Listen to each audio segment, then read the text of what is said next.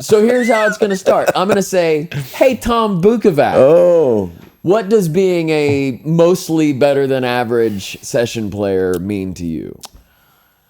Hi, guys. My name is Tom Bukovac. I already did that. Lay off my gig. I'm sitting here with a drummer and dear friend named Miles McPherson. This is a podcast that he invited me over for. And his first question was, what is being a session player?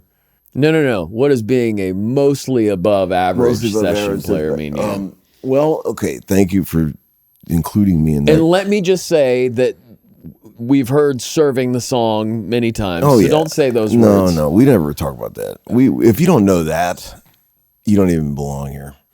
That's phase one, right? So, thank you for saying I'm in the club. I appreciate that. I really never set out to be a session player. When I came from my hometown, I just wanted to do something professional.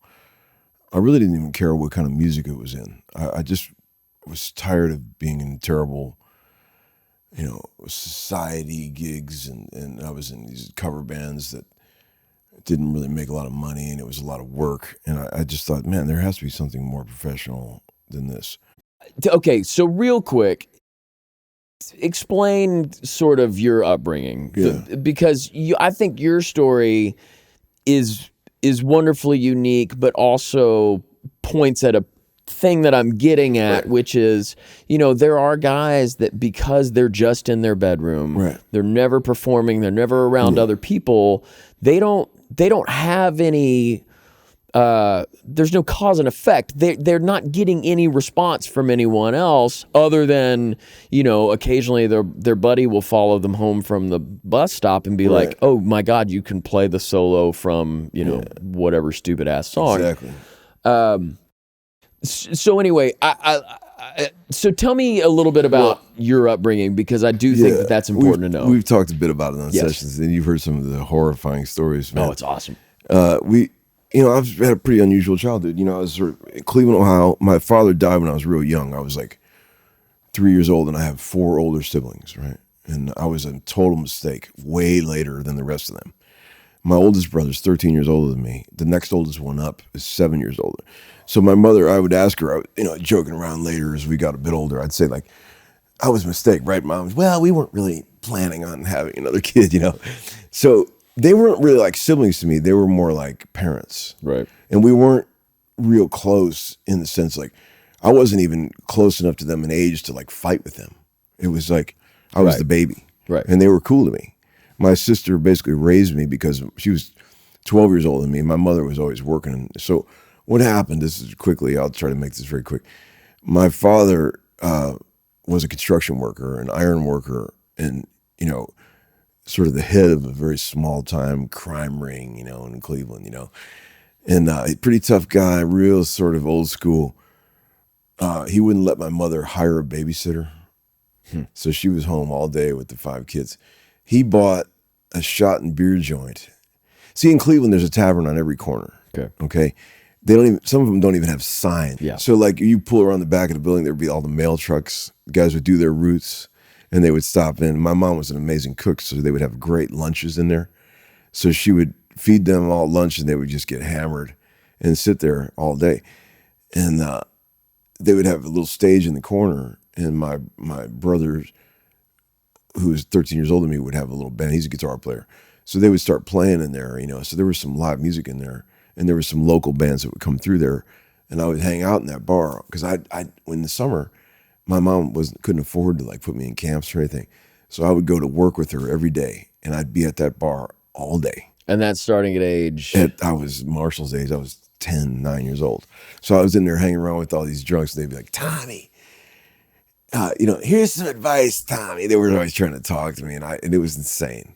So I was just so used to dealing with like older adults that it was nothing to me. And right. and that's why when shit gets really weird on sessions, people always look to me to sort of put it all together, because I am so comfortable dealing with insane people.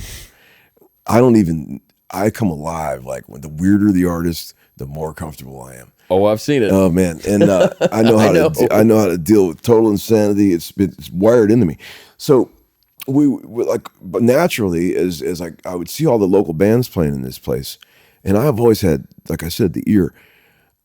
I could tell, like those bands, like they were playing wrong chords on songs. I mean, that's not the right chord. I knew that's not. They've been playing cover songs. I didn't know how to go up and tell them how to fix it, but I knew it wasn't right. I was learning. I was listening to putting the needle back on records and learning guitar solos. And I started playing real young. I was like, by the time I was like 11 years old, I could really play. I could play. 12 years old, I could play Skinner, Zeppelin. I could play, Allman Brothers and stuff. So by right around the time 13 happened, I would start playing in this bar every Friday and Saturday night, and all the local bars around it, like totally unchaperoned. 13 years old, playing in these bars till 2:30 in the morning. Driven to the gig by people that would drink an entire fifth of Kesslers while they were playing, and they would drive me home. I mean, it was insanity. Raised by wolves, for real. But I loved it because I was playing music. I was playing with all these guys in their 30s, just playing like trios with guys that were way older than me, and we were playing like cover tunes like Susie Q and Give Me 3 Steps and all this shit. Let me ask you this: so when you're 13 and you're playing with 30 years old, I mean, even 13 up till anything really up till 18, because there becomes a shift, as you know, like when you're the older guys and somebody comes in that's kind of like in their early 20s, you're on guard. Yeah. You're not like, oh, I'm going to help this kid. You're like, oh, because usually there's an attitude or a perceived attitude. Sure. Right. Is it, when you're 13, is it the kind of thing where when you fuck up, everybody's like, oh, that's cool, it's cute, and they want to help and do stuff? I mean, I met some really sweet people they used to call me the Boy Wonder. That was my nickname. So it was the Cleveland Express Blues Band with the Boy Wonder. And all these sweet older people would always try to, I remember guys taking me aside like, here, man, notice how John Lennon strums that guitar on Day in the Life. And they would show, you got to learn this. See, that's what I'm talking about, the cause and effect. Like those guys that sit in their bedrooms. Right. Well, getting dirty and doing it. And this goes for any job. I always say, fuck college. If you want to do a trade. Please say that again. Fuck college. Right. If you want to learn a trade, go to whoever's doing it right and learn from those people. Because they would love help. Right. Almost all the time they would love free, reliable help. Totally. It's from some precocious young kid who really wants to learn. Everybody wants to pass on their knowledge. All these older people are sweet about like, oh, kid, there's a kid that cares. Let's show him how to weld this right. Remember when we were sitting in the lounge at Blackbird and Tim Lauer was talking about that? No. A couple of days ago. I thought you were there. He was just saying, dude, it is so easy to go to shine in this world of people who are basically doing as little as possible to get by. It's so easy to shine. It doesn't take much, man. You work at a restaurant. If you do a little more than everyone else at that restaurant, everybody notices it. Right. They're like, that guy's amazing. Same thing with music. There's so much crappy music being made right now. If you spend a little more time making something special, it's so noticeable. Everyone's like, wow, that's cool. Yeah. Because you actually spent a couple extra hours on something that you would have just blown over. Right. It's not easy. It's not hard right now to be special. Yeah. That's the good thing about the mediocrity of this current world. So, yes, all you got to do is apply yourself, man. Go find somebody who's doing what you want to be doing and say exactly what you just said. How can I help you? I will do whatever it takes. Show me how to do this. Yeah. It's so easy. Do that. But the other interesting thing that you mentioned is that we do get to a level at which it's hard to be special. I think we get to work with a lot of people and a lot of songs and a lot of music and a lot of situations where the majority of what we're doing is just trying to make it 5% better. Right. Because it's already pretty darn good. Yeah. And so, for us, a lot of our job isn't making something special. It's just giving it that extra little edge over everything else that's good and special that we're working on as well. Exactly. But yeah, the kids coming in, it's like,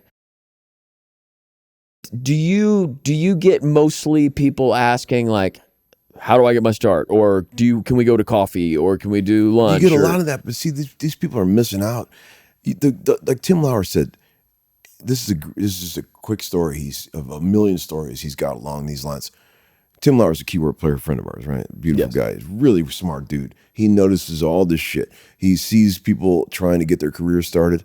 He said he works at Omni, and there's like a young person that works there that knows that Tim has a favorite coffee cup that he always uses there. These are little things, right? But these are actually really big things. Absolutely. And the person noticed that he always had that cup. So he shows up at the session there one day, and the guy brings out a beautiful cup of coffee in his favorite cup and goes, "Here, I noticed you like this cup." And Tim's like, "Cool. What's your number if I ever need you for anything?" You know, you immediately notice people doing, and it's not being a kiss ass. It's just being attentive. It's just being attentive. And knowing, pull your head out of your ass, notice what's going on, read the room. You're working for producers, and the producers, they hire you. You're their team. They want people to help them get the ball over the goal line. Right.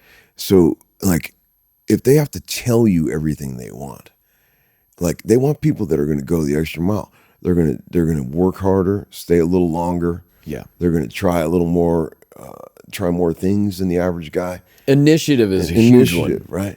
And now there's a difference between that and being a kiss ass. See, that's dangerous. Correct. A lot of people come in and they just try to kiss the producer's ass in a very sort of unflattering, weird light, and they end up coming across to all the other players like, "Dude, come on, man, do your job. Don't just try to suck off the producer. Help the producer, but don't be a kiss ass. Have a spine and do your, you know what I'm saying? There's a dangerous fine line. Can I just would love to point out one example of what some people think is completely harmless. Right. And I would like to say that I think it's really dangerous and also shows who you are as a person. Yes. When you get on a session and somebody plays down a demo that is, it's a song. Right. Nobody in the room is crying. Right. You know, nobody's calling their grandmother, "I'm getting to work on this today. Oh my God, this is what I've spent my whole life training for." You're saying it's very average. It's just song. Okay, yeah. And, you know, as soon as it's over, somebody goes, "Oh, cool song, man." Oh, dude. Don't do that. Don't ever do that. Don't do that. Stop. Unless you really mean it. You mean it. And yes. I've made it a point where I don't say it unless I truly mean it. And then I still have to qualify it with, by the way, I don't say this. Right. Ever. Right. And it's not because I have a cool opinion or I'm a better, you know, I'm not more discerning. Totally. It's just, I'm not full of shit. Right. Don't be full of shit. It's real easy. Just be genuine. How about the young keyword players that are like, let's just say it's Dan Huff they're working for. I'm just going to throw out a name. I'm excited for where this is going because I actually want to talk to you about this. This string pad I'm using has a little bit of reverb on it. Should I turn it down a little bit? Okay, that's not where you're going. Yes. It's like a great producer.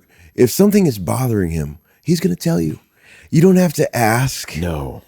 If he likes the part, he probably won't say anything. Right. Okay, so if you more than likely what you're doing is you're making a producer feel like they're not paying enough attention, because when you say, "Hey man, I treated bar 2 of the bridge a little differently than I did last week," or whatever. Did you notice? And they're like, "Oh, I was looking at this crossword puzzle. Fuck, man, I'm no good at my job. I should stop hiring this guy." Right. You know, like, dude, don't do that. And there's so many guys that need this validation. Dude. And what they don't understand is, you know, they're hurting themselves by asking for that. Totally. Believe me, if a guy doesn't like it, he'll tell you.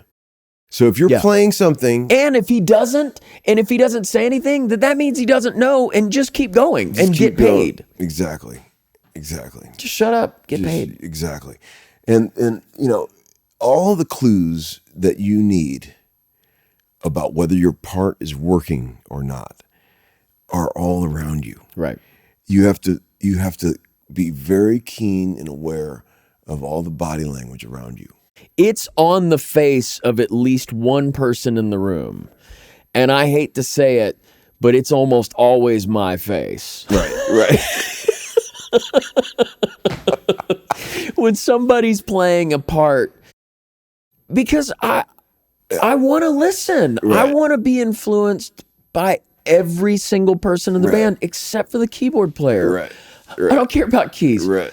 Everybody else, though, is really important. Right. Okay, so I like keys a little bit. Yeah. But yeah, you can find that one person because they're looking at you going, are you sure that's what you want to do in this section? That's where you wanted to go in this bridge? Exactly. Okay, one little trick that I've always used that I think is very helpful that might help somebody listening to this podcast or whatever we call it. Let's say you're fishing for parts, okay? You're playing a song. No one said, here's what I want you to play. You're just fishing. You're goofing around. You could play anything. Basically, someone wants you to write a part. So you come up with a sound, you come up with a little part, and you start playing it, right? And then what I do is I sort of get this part going, and I get something pretty solid, and I start looking around the room a little bit, and I start feeling like I look around, look through the glass. How's this hitting everybody? You know, is anybody getting excited about this? And then what I do is I do this all the time. I'll have this little part, and then I'll just stop playing it at some random time, and I'll just listen to the track without it. And I start thinking, what's better? Does the track sound cooler with what I'm doing or without it? And I do that all the time. And this is do you do it in spots where it's easier to get away with it, or it's where almost it's a little more glaring? I'll just stop playing it randomly in the middle of a verse just to see if it sounds cooler without it. I've never noticed you do that. I do that. And what I notice is if you, the goal in my mind is to play like you're on the other side of the glass watching yourself play. That's what I do. So like I play like I wish the guy would play if I was producing him. That's what I do. That's what I do. So like I audition parts. I'll try something and I'll say, this is kind of cool. I kind of like this actually. Let's see how everybody else feels about it. I don't want to force it on anybody. I don't want to. And if somebody says, man, I'm not really crazy about that verse, you can't go, well, I kind of, you have to sort of let go subtly. Yeah. Don't try to push it on them. Right. Don't try. Sometimes they're wrong, but mostly they're probably right. And like, don't force the thing. Okay, drift off into another area. Also, if you want to force it, the best way to do that psychologically is to go, totally, I think that's a terrible idea. I tell you what, let me play you something, let me give you another option, and then just give them something that's only slightly different. Right. And a lot of times they're like, because it may only be a slight difference between what you think is perfect and what they think is perfect. Absolutely. It could be this far away. I had a little chat with one of our buddies the other day, and I just thought it was hilarious, man. He was saying something that really made me laugh in terms of, okay, so you do find a part that's pretty cool, right? And we've all been doing this for a long time. And I think even people that have been doing this for a long time will sometimes fall prey to this. You find a pretty cool part, and you gotta resist the urge to play it like you're too excited about it. That's the thing. Okay. Yeah. You gotta play it like you're falling off a log. Like yes, I've found the money part. I know this is it. I know this is making the track, but I'm not gonna play it like I'm too excited about it. Right. Because that's a rookie amateur move. And also let's say there's a little section in the song that's pretty complicated. A little group area where we had to work out something that we all play together. So everybody's kind of waiting for that part to get there because it's kind of like a thing. Right. It's like jumping through a hoop. Can we all jump through? Don't play it like you're too excited about it. Don't play that a little louder than the rest of the track. Right. It has to sound like it's all nicely just put in there. And really pro players don't ever fall prey to that. Like they'll play the part of the song that's exciting with the same velocity that they played the rest of the boring track. Right. You see what I'm saying? It's all these things. And man, when I'm working with guys in the studio that are like rookies and stuff, I notice those kind of things so much. They all, because I did it. When I was young, I didn't know how to avoid those traps. Because, how do you learn? You have to get out there and do it. And man, I remember falling into this trap. Like, I had played on so few cool records in my life that if I ever did play on a really cool track with a bunch of veteran players, I'd be like the only guy in the control room going, man, guys, this is awesome, isn't it? Because they were all just like drinking their coffee, like looking at me like, what the fuck is with this kid? And I'd be like so excited about it. And it's good. And it was a good track. And maybe those guys were equally as excited about it as I was, but they knew better than to act like a fool and get all amped up about it. You see, I want to be careful about, telling people that they shouldn't. Because, man, again, if you're honestly stoked about it, totally great. If you find you're the type of person that's just honestly stoked a lot, maybe tone it down a little. Oh, man. If you're like, every song we've played today is my favorite, and everybody else is like reading the newspaper. Right. And you're like, totally. Guys, I'm having the best time. Oh, dude, I don't want this session to end. Okay. Do you guys want to grab lunch? Is anybody doing anything later? You guys got a 2? Oh, man. I remember when I was young and I was first getting involved with sessions and playing with all these legendary players, I would make so many mistakes along those lines. I would say things to guys that had like families. Hey man, you guys want to go party after this session? and these guys had like young kids at home and shit. And they would all, do you like blow? Dude, I've got dude. You don't even have to pay for it, man. My treat. Dude. I didn't know what it was like to have kids. I didn't know what they were dealing with, and I would act like, that's cool, man. Maybe next time. And like I was always trying to get these guys to go party and stuff, and I'm just thinking, what an idiot. And they were always nice to me, like, sorry, bud, maybe next time. But it's never going to happen. What are some of the biggest psychological faux pas, like in terms of, because that's the thing that I don't think we talk about. Yeah. Well, you're talking about selling apart, for example. Totally. Like selling apart. One thing, one thing that I do when I sell apart, I won't ever tease it. Right. I never play it before the take. Yeah. I don't even want to tease. Because they'll start editing before you even try it. Yeah. And I'll get weird sometimes, and I can't explain why to most of the room because it's, like you're trying to move quick, but somebody will say, you've got an hour and a half to run a song, and the leader's like, hey, can we run a chorus to check the tempo? And it's like, hey, can we not? Because I've got an idea for the chorus that isn't going to make sense unless you hear the intro, the verse, and the fucking pre-chorus. Right. So how about we just wait? Right. Because you're going to blow my whole part, and I'm going to have to sit for the next hour and a half, trying to figure out something else that's not as good for this song because we didn't do this right. Exactly. Psychologically, we didn't treat this correctly, and now the producer can't get out of that being the wrong part. Dude, and it would have been great if it would have been perfect. So I'll do the thing where I'll say, nope, I do not want to run this section. I feel like we need to get some context. Yeah. Stop us if it's the wrong tempo or the wrong key. Zoom out. Yeah.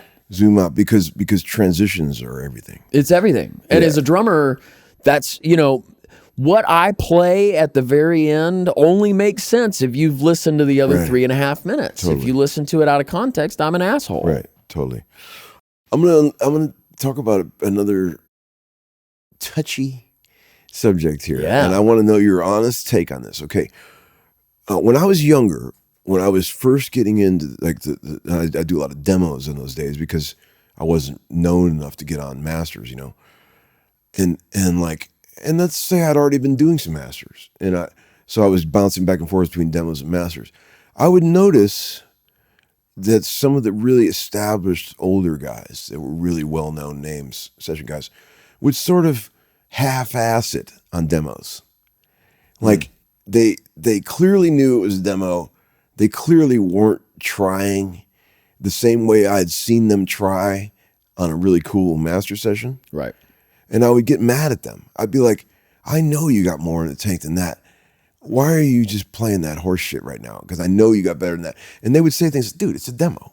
I'm not gonna go to the car and get that other snare that I know would be way cooler on this. Right.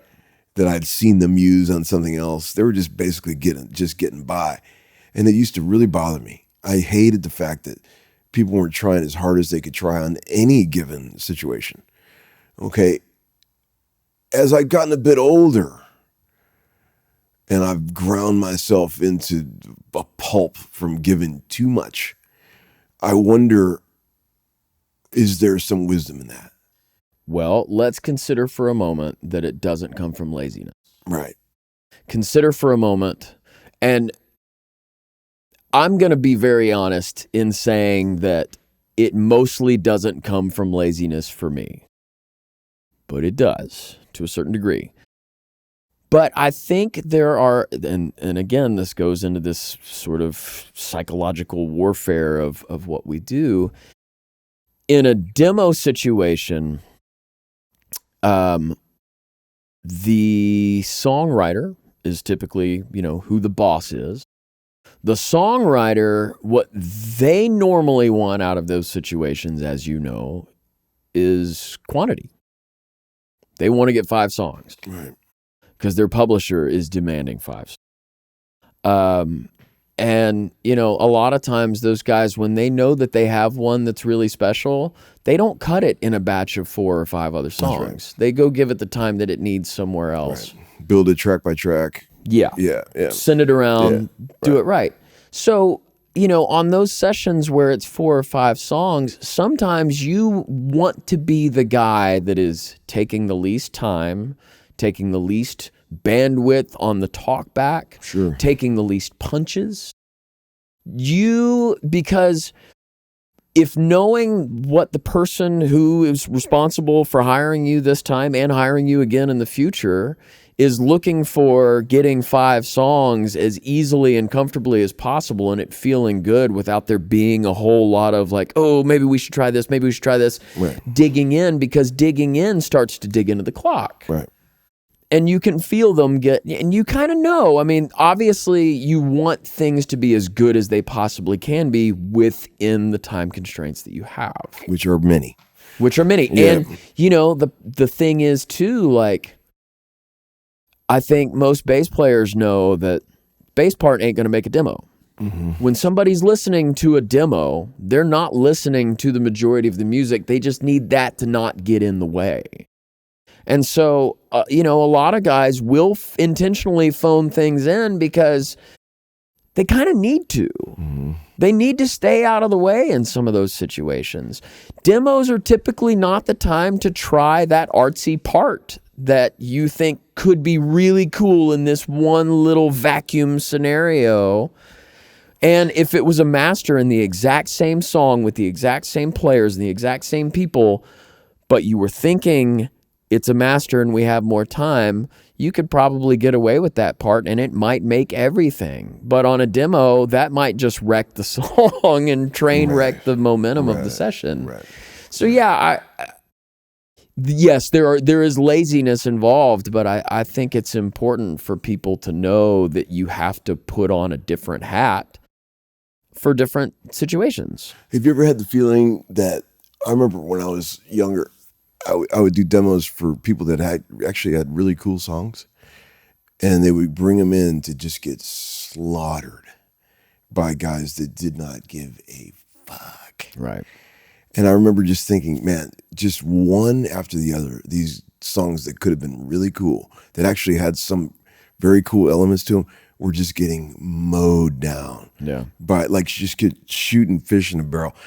I remember just being disgusted. It's like, why are your work tape was cooler than what we just did. And I'm sure you said something. Oh, dude. That's why legions of people still hate me to this day because I'm very opinionated. Yeah. And I've always known that. And like those that love me violently love me, and those that hate me violently hate me. I'll say this, you know, a lot of what is talked about in terms of, we all have our caricature representations and perspectives of who we are as people from our peers. Yes.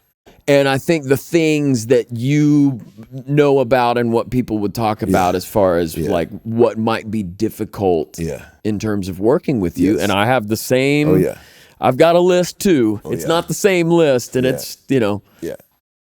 But I would say that a lot of the things specifically on demos, there was a time period where you had gone away to focus on the shop.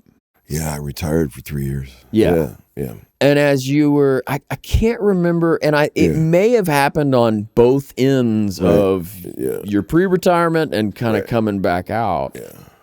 Where I remember seeing that frustration in you. I remember being at Legends. Yeah. I remember being on demos at Legends where, everybody in the room had signed off on a pass. Right. And we're like, there it was. Yeah. Yeah. And you're like, but should it be? Yeah. How about we stop for a minute? Yeah. What you were doing, that you were kind of phoning that in. Totally. And you would get into it with everybody. Yeah.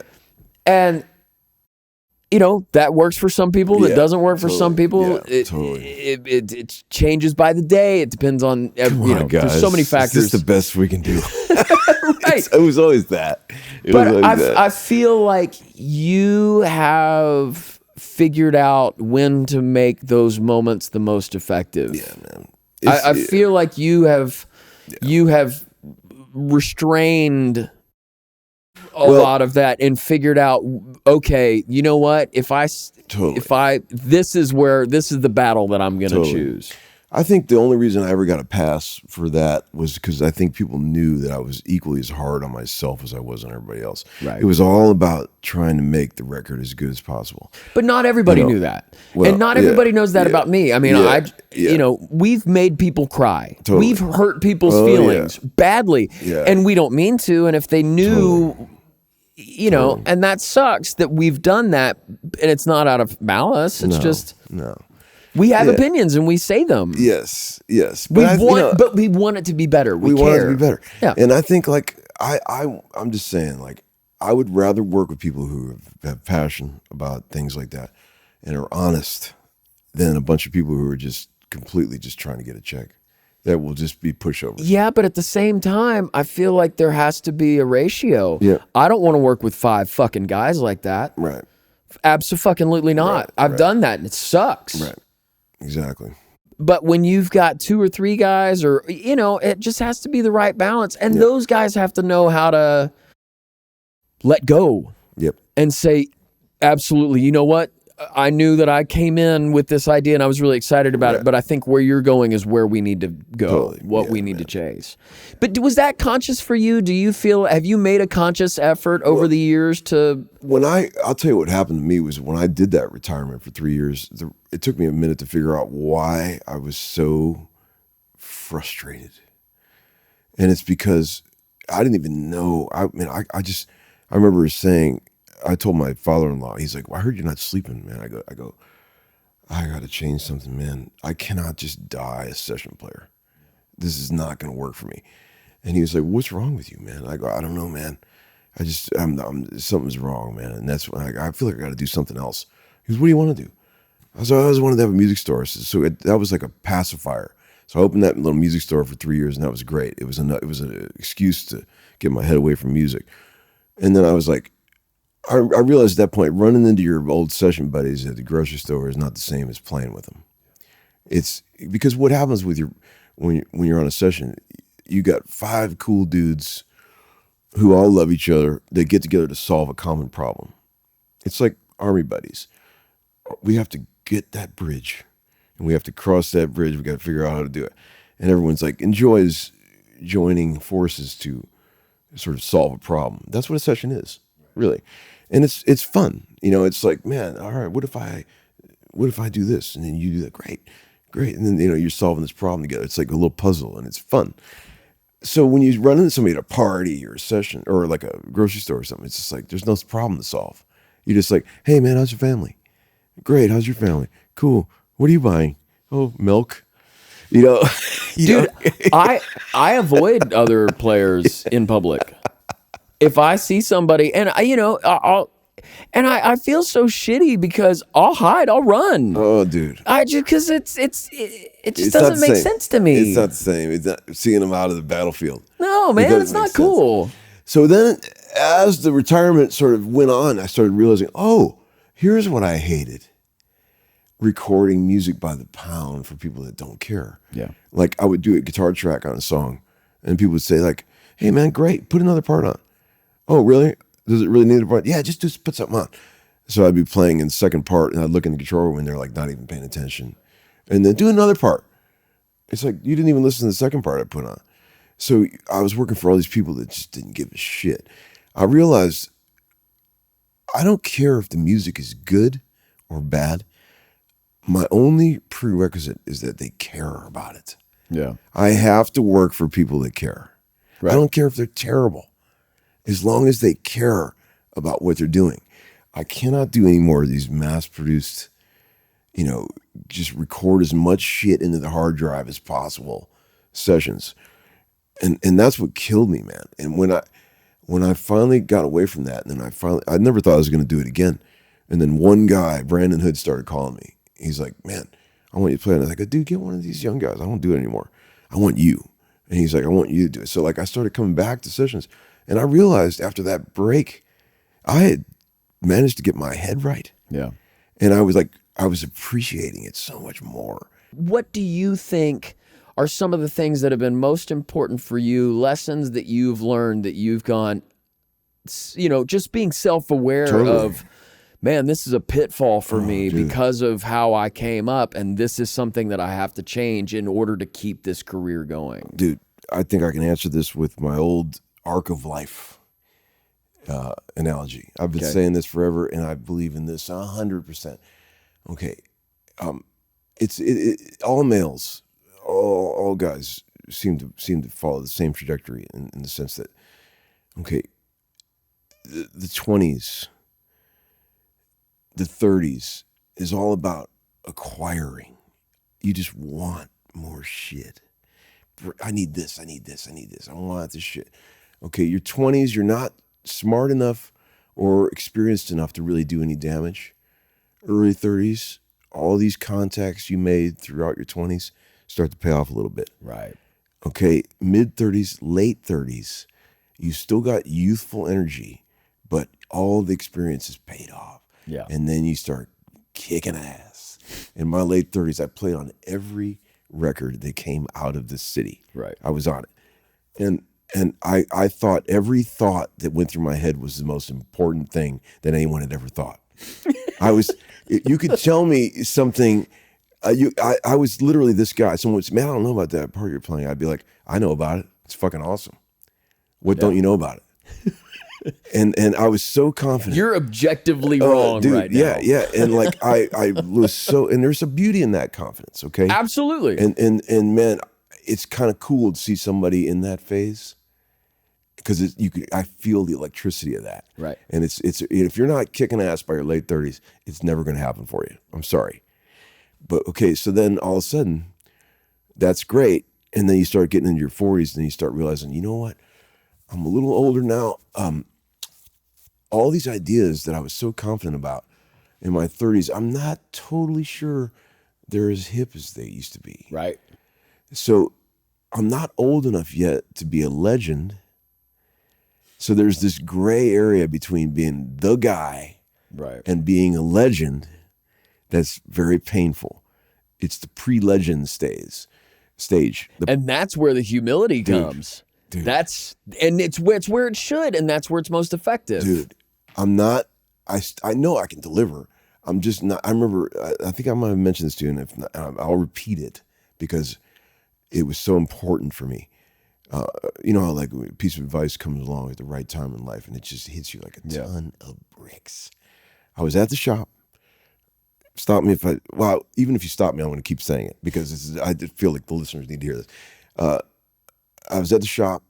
Tony Lucido, Aaron Sterling, and somebody else came in. And we were all standing in the back by my office. And I had basically waned completely off the session thing. I was totally in the midst of that post the guy, pre-legend stage, gray area, painful. I've seen a lot of guys fall apart in that era. Right. In that stage. And I remember saying to Tony, I said to Aaron Sterling, I go, man, we're all standing there. I go, how sure are you on a scale of 1 to 10 that whatever you're playing at any given moment is totally the shit? He goes, 10. He goes, I always know what I'm doing. He goes, 10, no problem. He's super confident, late 30s. He's right. like, and I look at Tony, I go, well, how about you, Tony? And Tony says, I think Tony really wasn't feeling 10, but he was picking up on Aaron's energy. Yeah, he's like 10, but it was more reluctant. It wasn't. Oh, he went 10? Yeah, it wasn't okay. nearly as confident as Aaron's. And I think somebody else was there. I can't remember who it was. And then I don't remember what the answer was. And then Aaron looks at me and goes, wow, where are you at? And I go, man, I'm like a 2, man. I feel like I used to know what to play. And I feel like now I'm chasing what I think people want. And it's really not what I even want to play. It's a dangerous place to be. And Aaron goes, fuck that, man. He goes, fuck that. He goes, you think fucking Jim Keltner, Willie Weeks, or he named a bunch of other like legendary players, worry about whether what they're playing at any given moment is like trendy or hip? He goes, I would rather play what I think is right and be replaced later than to ever water down what I'm doing for anyone. And when he said that, man, I was just like, dude, that is so it. Just, you can only be you. You can't make somebody think you're a modern version of you or like modify yourself. You can only be you. Go into every session, play exactly what you would play. And if it doesn't work, get replaced later. Or may I offer this? Yes. What if we were to temper that somewhat? Yeah. This is still a service industry. Oh, yeah. And rather than making somebody replace it. Yeah. What if we walk in and our first or when we know when to sell it, know we got to wait 3 passes or 4 passes to go, okay, here's what I think we should do. And I am starting to get really excited about being wrong. Yeah. Because what happens is we're getting to the client being happier faster. Totally. And if my first idea where I'm like, fuck yeah, you know what? This is it. And they're like, nope, that's not what I'm feeling. I'm like, okay. Yeah, what do I need to do? Great. Right. Tell me what you want. And then they do, and then I do it. And they're throwing babies, and I think it's weird. Right. But now I'm happy because I've just made somebody else happy, and I didn't have to die on, my thing. So yes, I love that attitude, but at the same time, I do feel like there should be have to modify it, of course. Yeah, and but come in purely with what you start there for sure. Start there. Yeah. Quick story, and then we'll end this. This is I've said this on my channel one time, and I think this is a good lesson. Okay. A couple years ago, my dear friend Dan Tashin, who I love, wrote a couple songs with Burt Bacharach, and he put together a band, and we went to Sound Emporium to record them. And I was very happy to be part of this band because, I knew it was going to be a cool project because Daniel always writes cool songs. And of course, I'm a huge Bacharach fan. So we go to the session, and it was a really cool, very respectful thing. Everybody was very honored to be working with Burt. And you know how like when you're working on a song, okay, they'll play the demo or whatever the work tape is. And you got to go start somewhere. You go out there, get your instrument on, and you take a run at it. First pass, a lot of decisions get made on that first pass. This is what I'm going to play. Here's my part, I think. So, and a lot of times on that very first take, you'll stumble onto a cool part. And the band stumbles onto a cool feeling. And you're like, right out of the gate, you're like, man, this is working. Okay, I like this tempo. I like this groove. I like what everybody's playing. And I remember on the first run through of this one song, I was thinking, man, this is feeling good. I like what I'm playing. I like what everyone else is playing. I really hope that they like this because I think we're in a good place. So we play the track and the thing ends. And then there's stone silence on the talk back. And I kept wanting Bert to just go, hey guys, sounds great. But of course, that did not happen. Okay. So what ended up happening was like, he basically got on the talk back and he goes, guys, that is not at all how I'm hearing this. And I was just like, oh. And he was like, this is not the vibe I was looking for at all. And he like basically reimagined everyone's part completely and made it a whole different feel. And man, when he got done remodeling what we did, it was 1,000 times better than what we could have. I would have been thrilled to keep that first run through. But then you realize, man, this is not some, new writer in town. It's fucking Burt Bacharach. There's a reason he will be on the fucking Mount Rushmore of great songwriters 100 years from now. So, I think one of the things you learn when you get a little older is to just be completely open to knowing there's a lot of people in this world that know a lot more about this shit than you do. All right. Let's get the fuck out of here. All right. I love you. Thanks for having me on the show. Thanks for being here. I hope it all went well, and I hope this mic worked. Yeah, I think we're great. Love you. All right. Love you. Thank you.